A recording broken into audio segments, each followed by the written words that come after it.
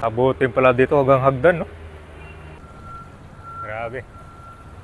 So yung gabahin, umuupa na pala yung tubig. Kasi kanina, umaabot dyan, sir, no?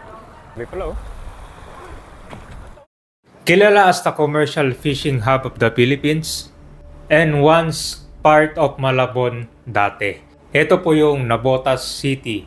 Isa itong a coastal town in the northwest part of Metro Manila. So habang tumatagal ka ba, nakikita mo itong nahati dyan. Ito na yung area ng Malabon. Tapos sa una naman, yan po yung Navotas. Meron dito sa Navotas City na flood-prone areas. Yan po ay pagkakaroon ng malakas na ulan na patuloy walang tigil. Ganito ang itsura ng Malabon at saka Navotas kapag nagkaroon ng malakas na ulan. Ito po yung Navotas River at makikita mo dyan yung mga barko ay yung iba dyan nire-repair. So dito rin matatanaw mo yung reclamation project ng Navotas dyan po malapit sa Tansa.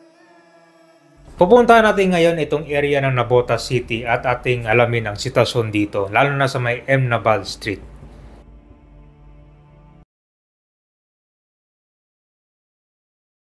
Nandito na tayo sa Road 10. Dito po yun sa Navotas City. So ito, napakalakas ng hangin ngayon. Tapos ang taas ng level ng tubig. So dito lang malapit sa Navotas Fishport. Dito kasi nagkakaroon ng rehabilitation at saka mga expansion works. So pupuntahan natin ngayon yung pinakabayanan nitong Navotas City.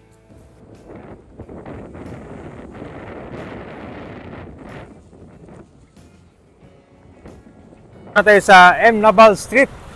Malapit tayo dito sa Navotas City Hall. Yun. So buti dito, halos makakadaan pa yung mga sasakyan. Doon sa kabila naman, doon yung matindi yung baha talaga. Wala na mga motor makakadaan doon. So dito tayo sa power station ngayon, no? Yan. So ganito matindi pala yung baha dito.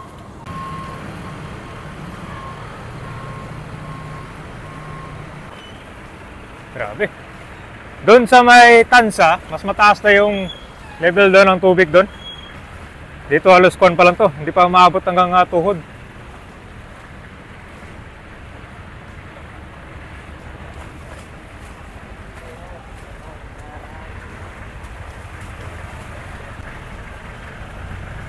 Ito na yung Navotas sa City Hall.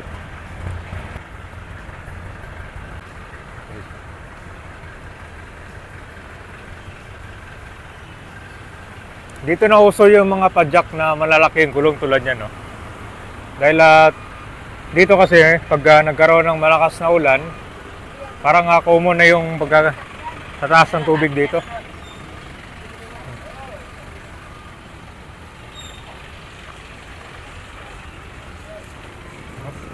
So habang palapit ng palapit doon sa may Tansa, mas mataas na yung tubig. Yun na, yung mga ibang sasakyan dito hindi na dumidiretso.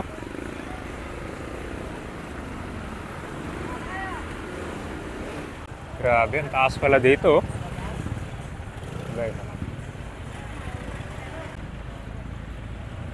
Yun. Wala na, mataas na yung sa unahan, no? Ito na yung sa Navotas City Hall.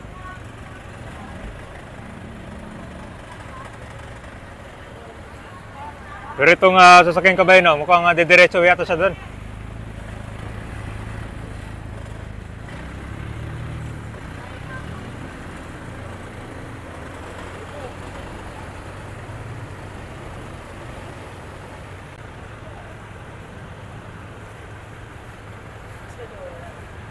Dahil sa City Hall lang Navotas, dito mataas yung vision niya. Hindi binabaha dito. Abutin pala dito hanggang hagdan, no?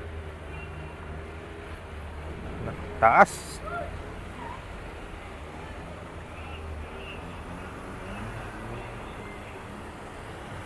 Ito ng padjak ngayon, no? Para may pakita ko sa dun sa unahan. So alas, nandito yung karamihan ng mga establishment area dito sa M. Nabal Street, malapit sa City Hall.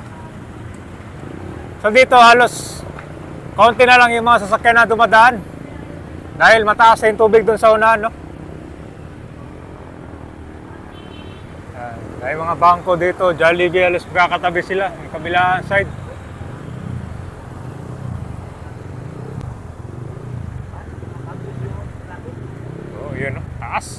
Hanggang tuhod. Hanggang tuhod lang dito, walang hanggang tiyan. Grabe, ang tagas. Ngayon lang ba bumaha dito ng ganito kataas, sir?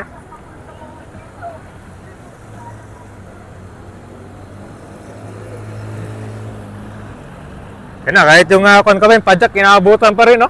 Mataas yung gulong niyan. Oh? Angay. Yun, inaabutan na yung kanya. Yung mga motor, inaabutan na yung kanya. Yung makina. Grabe. Ngayon lang ba nagkaroon ng bahan ng ganito, sir? Kanina, malaki pa dyan. Oo. Kasi kagabi-gabayin, tuloy-tuloy yung ulan dito. Walang tigil. So hanggang kinaumagahan, tumasa siya. Pero mabilis naman umupa to, sir. Oo, pahupa na yan. Kanina hanggang doon, sa may jeep.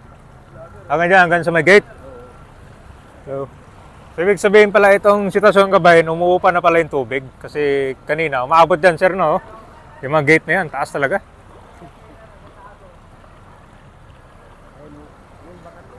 Yan, may bakat dyan, oh. May bakat pa kabayan. Grabe pala, oh.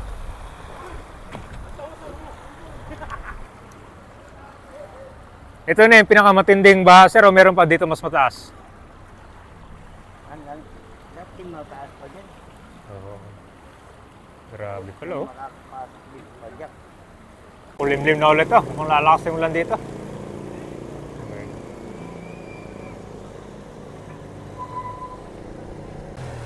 Mabuti lang, mabilis siyang umupa, no? Oo.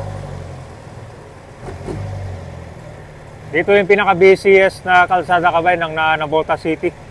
Dito dumadaan karamihan ng mga sasakyan. Kanina? Oo.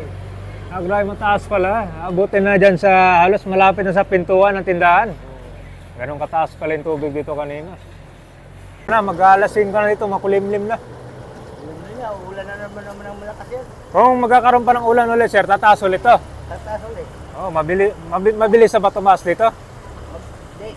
Depende sa lakas ng ulan. Tuloy-tuloy na sa nagat yan. Oh, Low tide na, pababa na ito.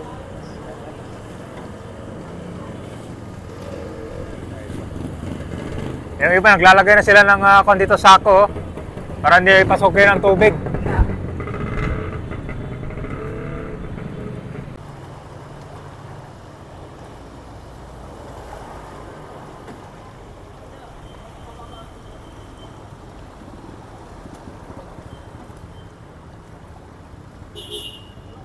Balik tayo dito.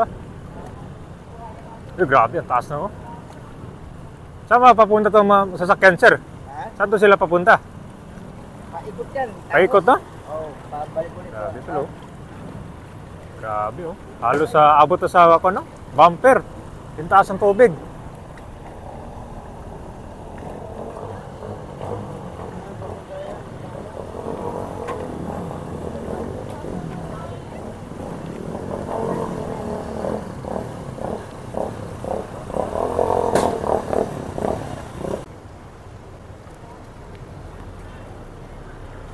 Tuloy-tuloy pa rin yung ulan ngayon, no?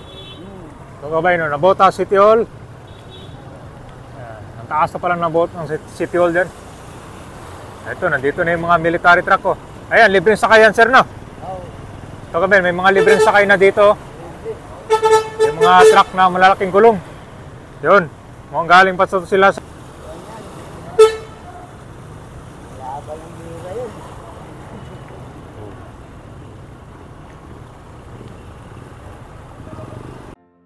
Napuntahan na natin itong area ng Malabon City dito sa Rizal Avenue Extension papuntang Malabon City Hall. So dito halos pakaunti na lang yung mga sasakyan na makakadaan dahil mataas na yung level ng tubig dito.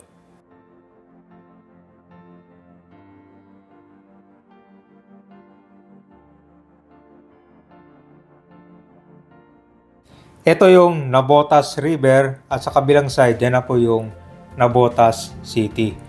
So merong tulay dyan. Sa ngayon kasi hindi tayo makadiretso papunta dyan sa Nabotas City dahil dito mataas ang tubig.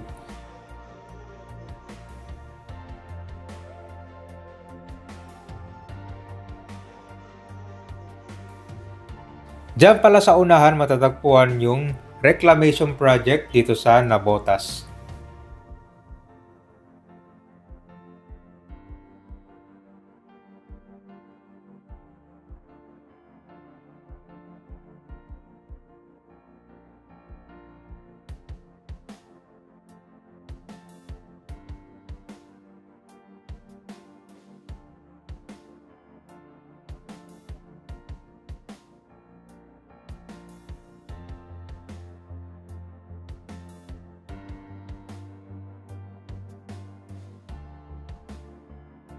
Ito naman yung Tulyan River kung saan covered itong Malabon at saka Navotas City.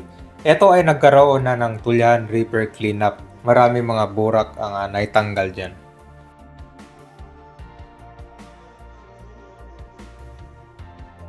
Okay, sa unahan dyan po yung Tansa Navotas kung saan merong reclamation project dyan.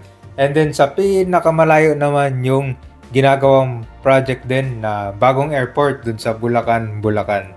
So marami mga projects na abangan malapit dito sa Navotas at sa Malabon.